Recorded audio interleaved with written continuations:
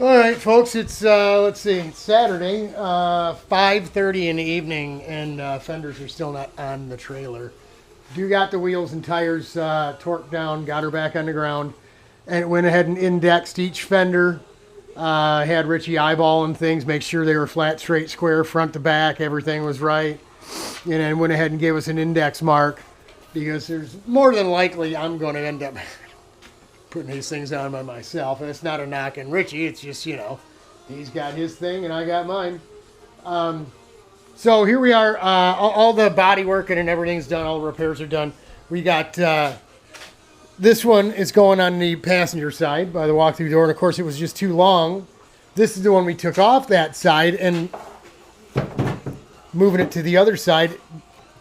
The front of it was too long because it used to be the rear on this side. So there's something right left funky going on with the length of each side of these fenders. And we did this, the original cardboard thing that I made to make this fender came off the one good original fender that was still on the trailer at the time. We just took templates off the one good fender. So that might be something, a right left deal right from the factory, where the back side of each fender is longer than the front. So we're cutting the front of this one because it's going on the driver's side. It's switching sides, and we have to cut the back of that one. And I added all this, actually added it all on, making it square when I made the model out of cardboard.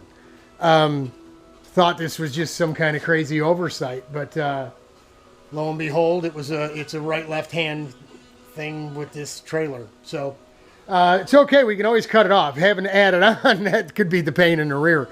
So I'm going to go ahead and trim these things off and then get the place cleaned up, get all this dust and stuff cleaned up, because from here it's just rolling the coating on, then letting them sit overnight. And then tomorrow we'll pre-drill the bolt flange and go ahead and get them on the trailer, and then we're done. With any luck, bust the back doors of the trailer open and pull the go-kart out the back a little bit and swap the gauge out on that thing.